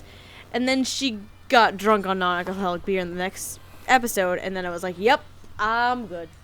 We're done. We're done here. Natalie is... Where are my notes for this? Natalie is just so fucking adorable as Kay. It's so much fun. She's so... Natalie gives Kay a naivete because she is the rookie, and she is the one who kind of plays by the book a good amount of the time. The second one probably, as far as I know, would be Doug, maybe, but only because this isn't our jurisdiction, Kirill. Shut the fuck up. So, a lot of naivety, a lot of smarts, and like a black and white play by the book kind of thing. So, which makes the dynamic that she has with Deanna and Jamie so much more enjoyable that way, like we're just kind of talking about. Because the double-decker pairs themselves have such a fun dynamic. Max and Yuri, we haven't explored that pair too much. But Deanna and Kay are just such polar opposites. It's fun to enjoy. It's so much enjoyable to watch these two on screen together. So I just love both of these performances. Jamie, though some people might think it's an obvious choice, it's perfect to me because she's sassy and exudes that confidence. And then Natalie is that naive newcomer rookie that's adorable as all hell and gets her ass drunk on non-alcoholic beer all day long. I love it. It's great. Okay. So starting with Natalie Huber for me, I'm not quite as familiar with her as you guys are, in that her voice isn't one that I, instantly recognize, but I've usually enjoyed what I've heard of her in things, and this is no exception. She definitely gives off the vibe that, Kay is practically like a newborn lamb when it comes to police work, and plays her off as very naive and by the book, but, also sounding assertive enough that you can see how she landed the job, and again, she sounds like an adult. And, I will say the voice she used was a little bit more high-pitched than I was expecting, but, again, it certainly helps sell the whole rookie cop vibe. And, it's not so squeaky boy that, again, Kay doesn't come off as an adult, so I think it works. And as for Jamie Markey, well, yep, this is pretty much just Jamie Markey in her element, to the point where, if someone were to ask me what kind of roles does Jamie Markey specialize in, I would almost immediately point to this. I would too, honestly. I would say, okay, on the scale, okay, is it a role that you want to be able to show, younger viewers? Pink. Do you not care about age? Panty. Yes. If you want to say fuck age limits, panty. Panty. Fuck this, fuck that. I'm not gonna lie, I want to say this right now, being the age that I am, I will 100% blame my sense of humor on Jamie Markey. Nice. My entire formative language and, attitude when it comes to some things is because I sat and listened to so much of Jamie and Monica. And not like Moe Monica, I mean, fucking stalking Monica. Oh my god. And or Momoko from Ghost Stories. Oh god. Such brave, strong, handsome men. Have you accepted Jesus as your personal savior? No, I'm Jewish. Megan still needs to try so and anyway. watch Ghost Stories. You should! It's so good! God, I would love to do a classics on that! Oh lord. Oh boy. That would be the best thing. Can that be our April Fools, please? You don't want it as Halloween? No. Oh my god, I know what we're doing next year. Oh no.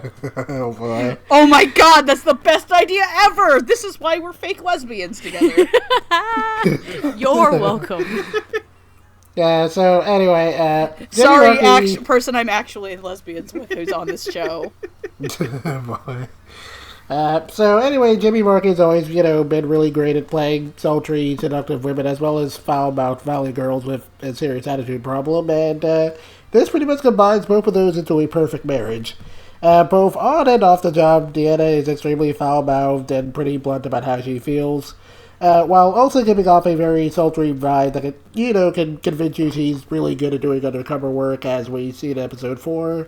And Jamie pulls off all those areas flawlessly. And for me personally, it probably helps that of the lady characters so far, Deanna's probably my favorite, so I really dug this. But of course, since this is a buddy cop comedy, I was also partly looking to see how well Jamie and Natalie can play off of each other, especially in episode 4, since that was their solo episode, and the results were definitely a lot of fun. Jamie's more mature sound for Deanna played off of Natalie's more youthful and naive take on Kay really well. And they really sounded enough like total opposites that it really helped to elevate some of the banter between them. With my favorite probably being that bit, where Megan mentioned where Deanna sarcastically asks Kay to bark like a dog. I thought that was really funny. So anyway, I enjoyed both of these ladies a lot, and I'm looking forward to hearing more of them in the coming episodes. And with that, it is time to move on to our final pair of the evening. Oh, Lord. Lawful asshole and chaotic stupid. That is the best way to describe these two. Oh my god. For me, it's what if Kotetsu and Barnaby switch sex positions? I've trained him so well. I quit. I'm done. I've trained him so well. You've absorbed my shit through osmosis from Anime Fest. You are ready. My son, my protege, I bless you in the name of the seme and the uke and the dick sucking. May you go in peace to love and watch two dudes bone. And if I'm not going to hell, there's the punch on my ticket. Okay, so... I mean, okay, oh, so... fuck, I feel like a metal feeling in my mouth. I think I cut my mouth somehow. I'm okay, keep going. Okay, so our final pair of the evening is Doug Billingham, codename Veteran, and Kirill Vobril, who goes through a few codenames, like, literally every episode, but currently goes by the codename Buzzcut. Oh, God. He goes from rookie to, Okapa. Because Travis is like, hey... Your Wasn't nickname one of should them be Per? Yes. Well, that's what Travis Per? wanted, but Kirill was just like, fuck that. I'll go with Okapa. They should call him Shrimp. So Come anyway, on! That was really clever! Fuck you guys! I'm sorry. So anyway, Doug is one of the senior members of Semino, who is a skilled detective in spite of his tired demeanor. While Kirill is a fresh-faced recruit of Semino who dreams of one day becoming a hero, but is mostly just a total dork. Kirill is the idiot. Oh god! Oh god, I just realized something. Oh god, what? What? Like, the whole thing with Kirill's nickname changing all the time? It's the J and K dynamic from Men in Black. Ah, Fuck. wow. Oh, That is, I was not expecting that reference, but okay. Here Oh, come the men in black. Okay, so what were your predictions, Megan? Damn it, Roots! I was about to post that art on my server. So my predictions for Kirill were I also had Damon Mills here, or I had Austin Tyndall. I don't know why, something just screamed Austin Tyndall about this kid. Like, just spasmic spazatron. And I was just like, Austin Tyndall. And then my predictions for Doug were Chris Wakehamp and Ian Sinclair, based totally on looks. Okay, that's fair. Roots. Okay, also, B, I didn't think... Okay, look, I did everything based on looks. I didn't think Kirill was going to be a moron. His character design didn't scream moron. It just screamed, I take it up the butt. Please cut that out. editor, cut that God, do I have to... Fuck, I'm gonna have to read it, aren't I? out. Oh, no. Oh, let me just rip this Band-Aid off. You're welcome, Aaron. You're welcome, Andrew. Oh, no. Andrew, you are welcome for this. Oh, no. Where is it? He's like... He sent me this last week, because we thought we were gonna be recording this last week. Oh, God. I'm actually talking to him right now. What are you doing? When I saw Kirill for the first time... Fuck! Like he's genetically engineered to my taste in twinks. Fuck you, Sunrise. Oh god, Kirill is full on the chaotic stupid scale. Oh god, he got naked. What, is this you? Ladies and gentlemen, that was me. That was me.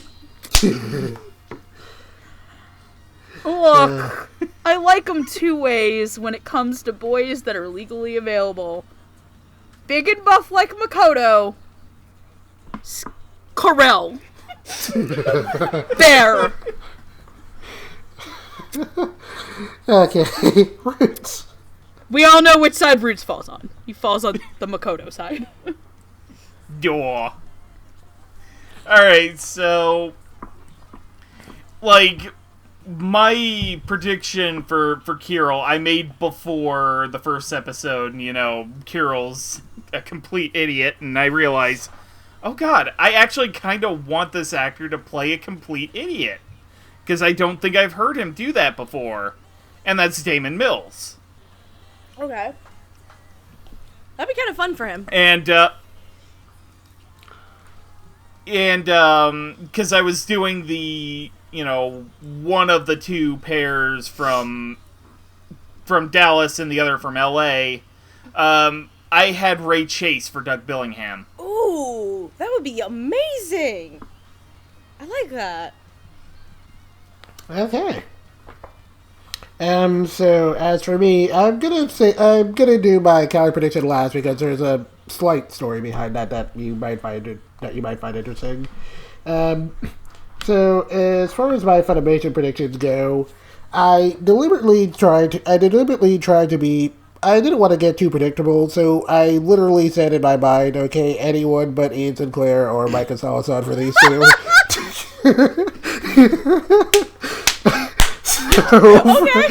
So for spoiler alert! Whoops! Oopsie-daisy. Oopsies! Maybe you should have gone last instead of me on that one. Jesus Christ!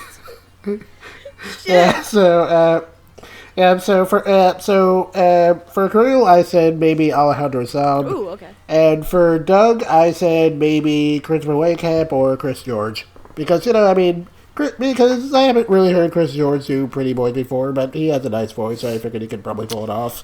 Okay, Chris George is in Token Rambu. He's played a pretty boy. He has played a pretty boy.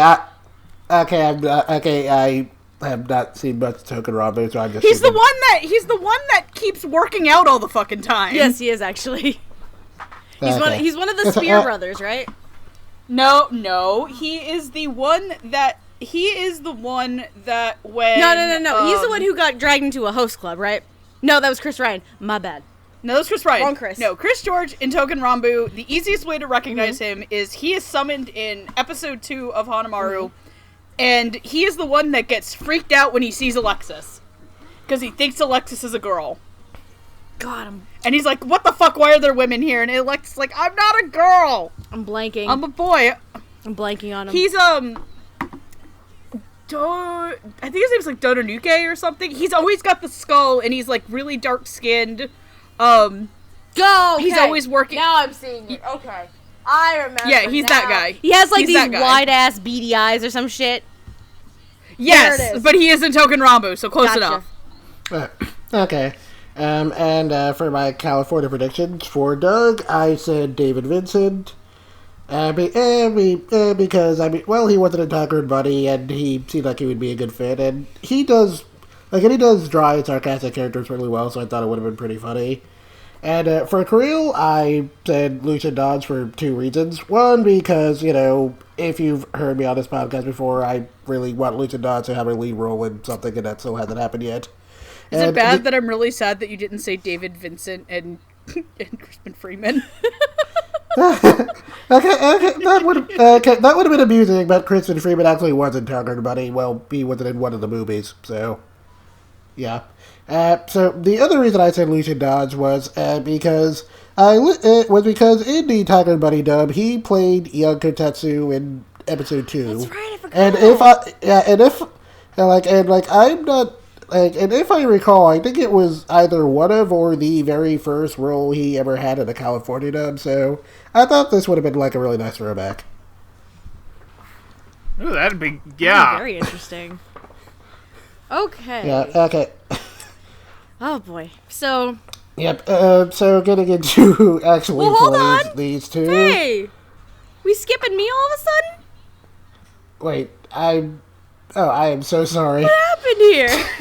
I know I volunteered for last, but on this one, because reasons, I am so sorry. God damn it. I know I got spoiled on Kirill, but Jesus Christ. It's fine, like, my brain got too used to the order, so I know my brain is dead, but it's been a long fucking day. Gritty! No! Fuck you! No more Gritty. Anyway, my predictions. So, I'm gonna start with Doug, because Kirill obviously has a goddamn story to him for me, as always. So the first thing I thought of when I saw Doug was Kogami from Psycho-Pass. I had Robert McCollum as my first choice. Ooh. After that, though, I also had Christopher Wakehamp, and even though the voice of my third prediction is maybe a little bit gruffer, I think it'd be a lot of fun, in all honesty. I had David Wald. Okay, I could have seen that, actually. Yeah, like, you can see it. As for Kirill, I got fucking spoiled. I got spoiled on... I'm sorry! Part of it was Megan's fault. Part of it was the actor's fault. But just so I don't have nothing here, I decided to just, instead of making predictions, pick actors who I thought would... if I was the director, I would cast as this show. So not predictions, but who I would cast. Initially based on the character design and the Seiyu voice. First two choices went to Dallas Reed and Josh Greeley. And then, as I watched Kirill and his stupid bullshit, and was thinking about the personality and everything like that, and I'm like, okay, at the end of the day, I probably would have predicted Micah Solusod for this one. I probably would have. Okay. And so getting into who actually plays these two, for Doug, we have Ian Sinclair, and for Kirill, we have Micah Solusod. So see, bitch, my thing worked once! Yep, so clearly this was done despite me. It's alright, I love it. You can suffer. It's so good, though. Suffer, Jets. Shut up and suffer, Jet! Okay, So I guess we've learned something. Uh-oh. If we really want somebody to be in a dub, we need to hope that they're not in the dub. Clearly, that's the method today. I would hate for Howard Wang to ever be Kuroko if they ever dubbed Kuroko no Basket. How dare they even considered Howard Wang to be in Kuroko no Basket? Oh my god. You can't see it, but I'm awkwardly winking. Oh my god. Yeah, so Ian Sinclair, you would know for such roles as Dandy in Space Dandy, Toriko in Toriko, and Fabro in Raising Bahamut. While Micah Solusod, you would know as Yuichiro Hakuya from Seraph of the End. My other favorite idiot. Soul Eater Evans in Soul Eater, and Yukine in Origami. Thank you for talking about Yuichiro, because everyone forgets that Yuichiro is dumb as fuck. Like, please read the Seraph of the End manga if you ever haven't, because... boy, howdy! It is an explanation. Oh my god, I just realized What? something. Oh no, what? No, no. Breathe. Mika had to watch it. No, Mika had to watch his boyfriend be unable to handle a gun. God damn it.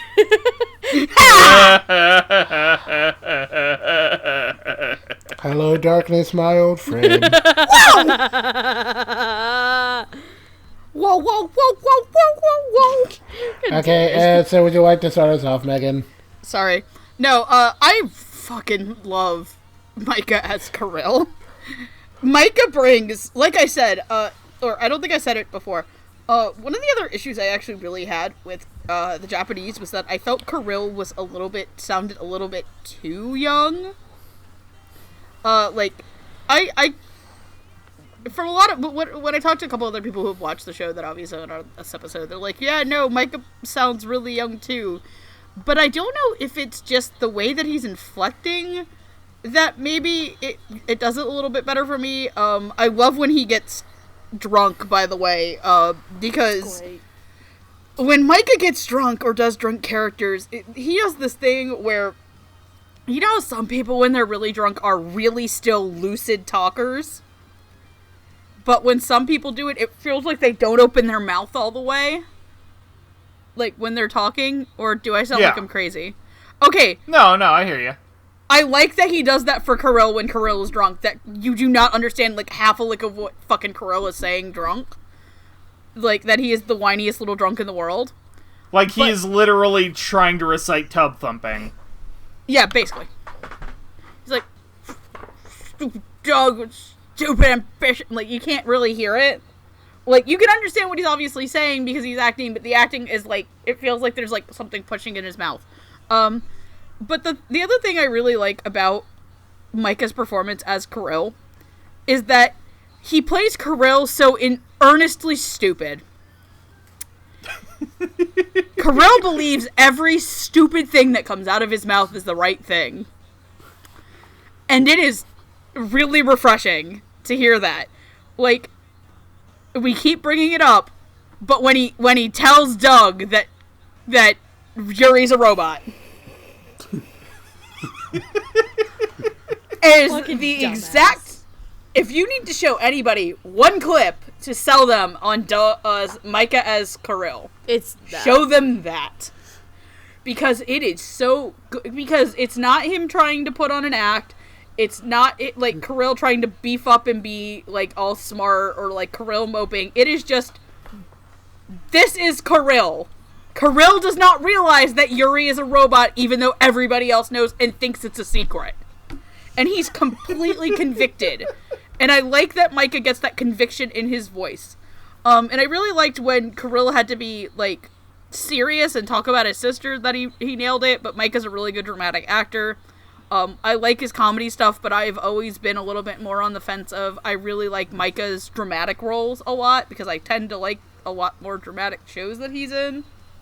And then Ian is who I obviously had pegged for Doug outside of Chris Play Camp. I really like it. I like that this is an Ian character that is obviously more subdued and more laid back in personality, because Ian Sinclair plays a lot of spazzes. And Young, who is not. Yes. Young Wenli brand beer is something I want. But that being said, I really enjoy him as Doug. I think that he really sells Doug. I really like that Doug is essentially right now the smartest person in the room teamed up with the dumbest person in the room. And I really like that level in his performance where I think he knows. I think he thinks that he's like, oh my god, this kid's an idiot, but he's such a good kid that I'm gonna keep him around anyway. It's like Kirill is a really dumb puppy. Yeah. And Doug is just his owner. Pretty much. And Doug just... Kirill pees on the carpet, but Doug just smiles, so it's because it's part of Kirill's charm. And I just genuinely like that about Ian's performance. It is also a performance that's really hard to explain. Like, hey, I really like this because Ian Sinclair is a really good actor. So... go ahead, Roots.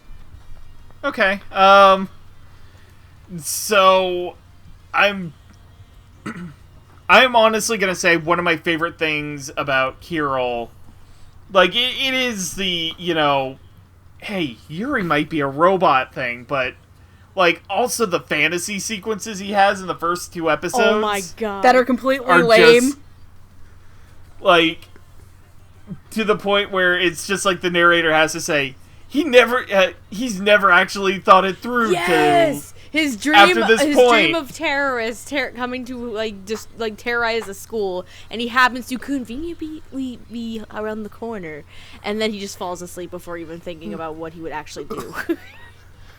That was great. Like, he is way over his head in just about everything. He has, like, just the best comedic reactions to everything that's going on. He doesn't get it. He's just clueless at every juncture. Like, and Micah nails all that, as well as the more dramatic side to his character, like when he's talking about his sister and whatnot. But Micah Solsa just gets to play a big doof here, and it's just beautiful. I hope he gets to play more big doofs in the future, because I really like him playing a big doof. And Ian Sinclair as Doug, like, I got the impression from the first episode that he too was a little bit of an idiot because of the whole getting stuck in the pipe. But then you get the revelation in episode 4 that oh yeah, he's just an asshole. Yeah, don't mind Doug. He's just a bit of a dick to newbies. Like, he's the guy who'd make you go down. You start work on your first day, and he's the guy who asks you to go down to the supply room to get you steam pellets. Oh my god. Sounds accurate. But I really like Ian Sinclair's kind of a little more hard-boiled performance in terms of, like, the experience Doug has in 7-0 Like, it was just good. And I really like the dynamic the two of them have together. Because it's just great. It just works. There's nothing really more I can add to that. Like, they make a good team. They do good. Thumbs up. You did good. He done good. Okay. So, I'm gonna start... how do I start this? Because...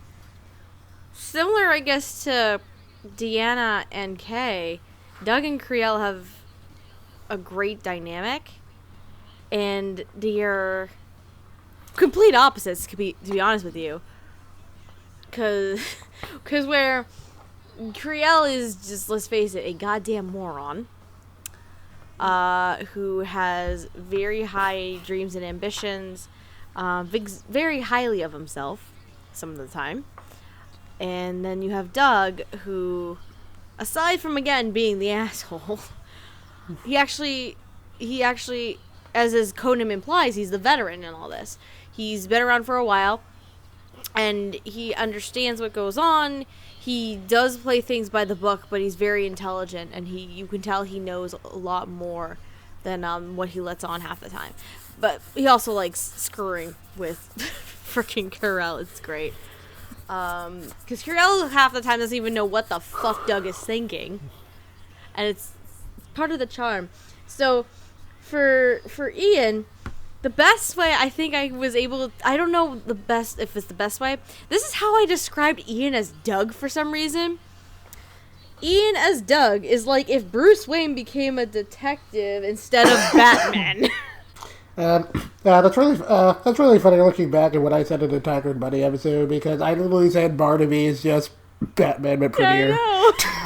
We're back to Tiger and Bunny again. This is great.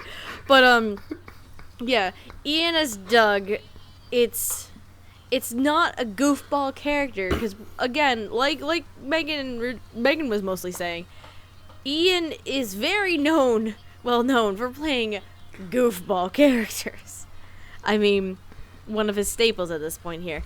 But it's always very refreshing to see him in a more calming, serious personality. And Doug has, aside from his asshole-ish charm to him, and it's so much fun to watch. And then his back and forth with Micah. Dear sweet lord. Because Micah is such an energetic goober with such lofty goals. Because basically that's what Kirill is. He became a cop to figure out what happened to his sister. And he just also wants to be this hero as well. And again, he's very endearing. Very, very exudes confidence, but in a stupid way. Thinks he knows what he's talking about. And it's funny that Kirill reminded me at times when I was watching the Japanese, and then I was like, okay, I decided, yeah, I probably would put Micah here if it was me casting the show, because Kirill at times reminded me of Soul, actually, and how, because Soul has his moments where he thinks he's hot stuff and knows his shit, but he actually fucking doesn't, and so the personality just, I think, was very similar. Which makes sense, and I could just hear Micah talking out of Kirill, even knowing that it was him, regardless after being spoiled. I'm like, okay, yep, I probably would. This is like similar personality to like a good chunk of characters that Micah has played before. So definitely a lot of fun for this duo, and it's a fun dynamic, and I just love it so much. Ian the asshole and Micah the idiot. It's great. Okay. So, well, like I said before, I was kind of hoping it wasn't going to be these two, because they seemed like kind of safe choices to me. They certainly weren't bad ones, and I've really been enjoying them so far. I don't have a whole ton to say about Ian Sinclair's Doug, since, the show is clearly trying to keep him as a bit of an enigma for at least a little bit. But Ian Sinclair is, no stranger to playing lazy or sarcastic authoritative figures. And he certainly does a good job of balancing both the, I'm too old for this kind of thing side of Doug, who's, also kind of a jerk. and just kind of here because he has to be, and the more serious hard-boiled detective who sounds like a man with a lot of experience, and it definitely shows. As for Micah, where do I begin? I mean, I've heard Micah do comedic roles before, and he's certainly no stranger to this sort of character either, but there's something about the way he plays this that just feels fun. For the second Kirill opens his mouth, Mike is just able to exude a perfect level of high energy for the character, and he does a great job of making Kirill sound overly enthusiastic about everything he does, while, also making it clear that Kirill is also just a total dork. And there's just the amount of utter confidence he gives off in almost every scene is just honestly really hilarious. But dorky as Kirill is, though, at the same time, you also kind of want to root for him, and Micah brings enough sincerity to Kirill's desire to be a hero that it's hard not to find it just a little bit charming. But again, much like the series this is based off of, one of the things that makes both these performances shine to me is how well they play off of each other. And Ian Sinclair's delivery in dunking on Micah at every single opportunity it's a lot of fun, as is Micah's portrayal of Kirill's increasingly bad attempts to prove himself to Doug. I mean, I don't know if the dynamic works quite as well for me as Consensual Barnaby's when Tacker and Buddy proper, but so far it's been very entertaining. Also, as a side note, you will never ever be able to convince me this show won't end with Kirill moving to whatever constitutes Japan in this universe and changing his last name to Gabaragi because, gosh darn it, there's no way he's not related to Gentetsu somehow. Oh my god. The conspiracies. Here we go. Okay, my conspiracy theory is that Kirill's missing sister is actually Kotetsu's wife, so... That is an interesting conspiracy theory. Oh boy. Yeah. Yeah. I mean, he's literally just the younger, dorky model of Kotetsu. Oh my god. That'd be like Kirill's gonna get an Anthem pack smacked on him and be the first person with superpowers. Oh lord. Oh lord. Oh boy. So yeah, these two were a lot of fun, and with that, it is time to move on to final thoughts. I'll start off and make mine quick. Like I said when I was talking about director and writer, this is a show that instantly endeared me to itself with its dub. I think it's really solid. Again, I don't think I'm not gonna say it's the outright best SimulDub of the season. Especially, at the 4-episode point, which, like I said, like, right now, to me, the only two that I can really compare to each other because they have the same amount of episodes out is it and Gridman. I feel like Gridman's a little bit stronger, but that might also be because I think Gridman's a stronger story, too. But I really like the casting choice. Again, I especially like the casting choice on the women of the show. I like that Mike picked, for a character, picked a relative unknown to step into a cast like this. I think the writing is really funny. I think that this is a show definitely worth checking out. Even if you don't like the dub, I would say, like, stick Double Decker as a show. I think it's really good. I was a little bit worried, too, going into Funimation's fall SimulDub lineup, that it was going to be not a good lineup at all. I was very vocally adamant that I'm like, wow, there isn't a lot of shows that are, like, not fantasy or action-based. And while this has a lot of action to it, I like that this is more of an action comedy and not, like, another, like, humdrum, dark fantasy action, or like, hey, we're in another, like, hey, we're stuck in a fantasy world, and now I have a harem of slave girls. Thank God it wasn't that. Overrated at this point. Right. We've done a lot of those this season. This year. But, I genuinely, but if, like I said, though, if you're into those type of shows, I'm happy that you've gotten really good quality dubs out of them this year. Like, I'm not, like, you do you, dude. I'm just really happy that there's a lot of time, care, and effort put into Double Decker, and that it is.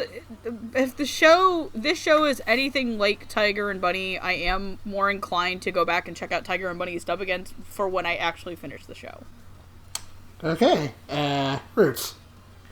Yeah, this show kind of surprised me in the fact that, you know, Tiger and Bunny was generally considered a funny show with good character dynamics, but this, Double Decker kind of took the comedy side of this and ramped it to 11, and it's not an unwelcome change. Like, all of the characters, all the characters interact with each other in various ways. It's well written, well paced. The dub is also very well written. It is very funny. And I like just about all the performances from the people we have mentioned to folks like David Wald playing a union leader, or an evil union leader. And I believe it's Mark Stoddard who gets to play one of the monsters of the week, and it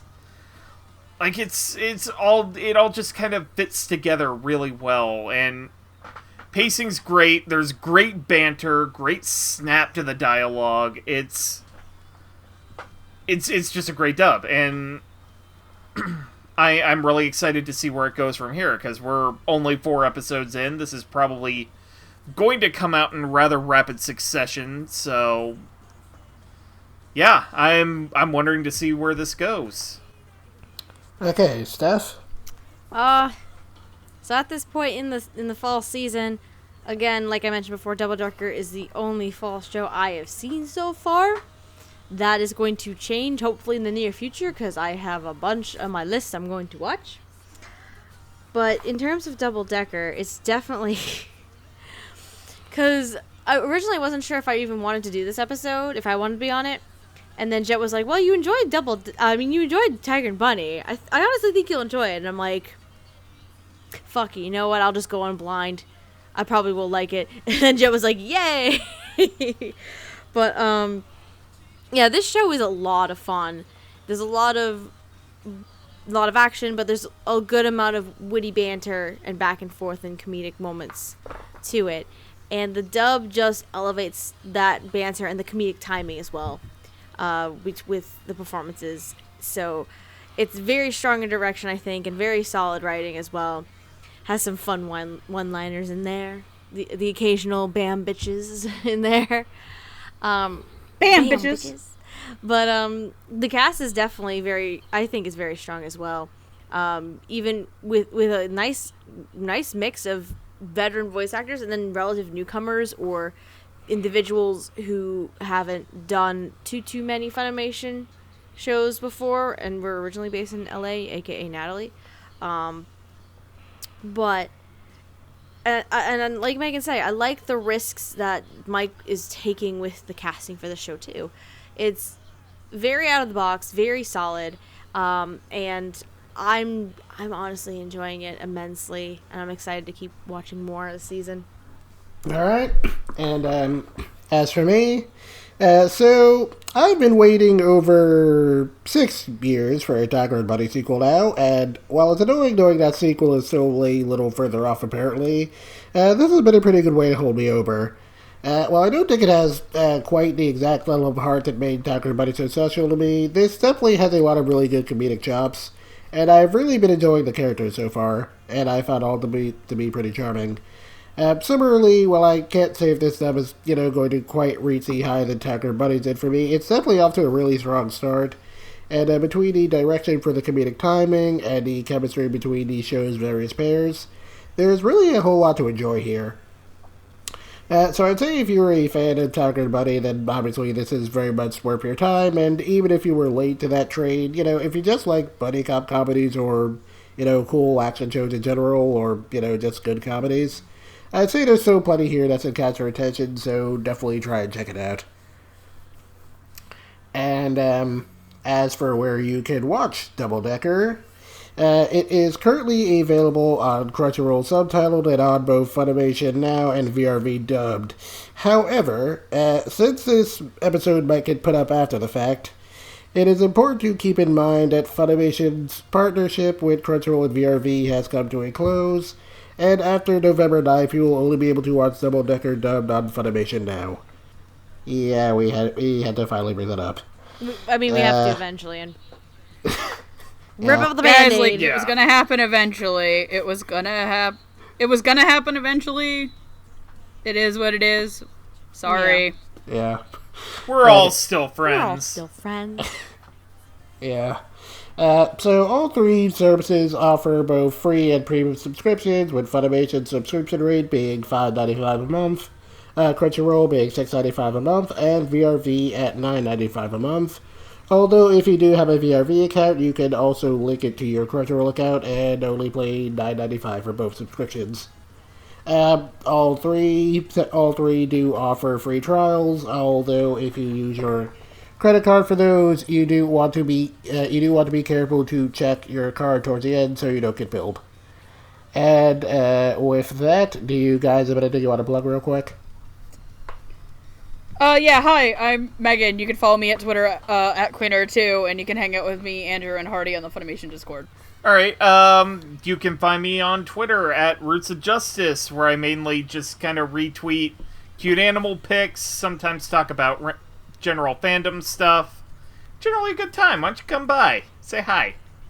And, I do have some ideas on what I want to do for my blog. I just need to get those on paper. Oh my god, you're finally doing something with your blog? Hopefully soon. Holy hell. Roots, you know I love you, right? You've been talking about It's this happening. blog forever. I'm sorry, you have been. I know. I've been itching to write again, and now that I have an actual space to do it, I'm gonna do it. Hooray! As for me, my name is Stephanie and or Lilac, whichever name you call me by. You can follow me on Twitter at Lilac Anime Review, with review being spelled REVUE, where I post daily shenanigans and fun stuff like that. And I also, this is the second time I get to say this, actually, speaking of roots and blogs, I actually started a new blog for myself. It's a mix of general interests, whether it's anime, photography, theater, personal stories, things like that. So if you're interested in following my blog, it is lifeandtimesotaku.wordpress.com. I only have a couple of posts as of right now. But yeah, I really wanted to get back into writing, and I figured this is the best way to do it. So stop on by. Okay. And as for me, you can find me on Twitter at username JetZeroInfinity or at DefineNega, where I will usually be talking about anime or cartoons or whatever I feel like rambling about. And you can also find me on my blog, Animation Infinity, where I will occasionally write things. And with that, we are basically done here for tonight. So thanks for checking around. First recording of the fall season, ladies and gentlemen. God, I didn't think this was going to go as long as it did, but then I kept making bad jokes. Yes, you did. You kept posting gritty gifs in the fucking main chat. I'm sorry, he looks like a Muppet on Anthem. Yeah. And then the Elmo gif, and then the gif of Elmo with fire in the background, like, ha ha! No, it's gritty with fire in the background. Fair enough. Okay. Look. Nothing will ever replace my love of Thunderbug in my heart because I am a hometown hero. But Jesus Christ, gritty is the best meme of 2018. Okay, and with that, we are basically done here tonight. So, Donuts? Ooh, donuts. Yep, I like that. Donuts. Come on, Chief. Come on, boss. We need them donuts. You promised us donuts. After Mom promised us McDonald's. You are not getting McDonald's. That's right. McDonald's. McDonald's. Don't even donuts now. Stop. McDonald's suck. So to all you listeners out there, have a good day, evening, whatever, and be sure to take a vitamin good double decker sandwich. Ah. Good night, everybody. I'm on the run. Hey! Hey, man! Shit to your face, to your face! 悲劇でよ、君へ街を渡れ today!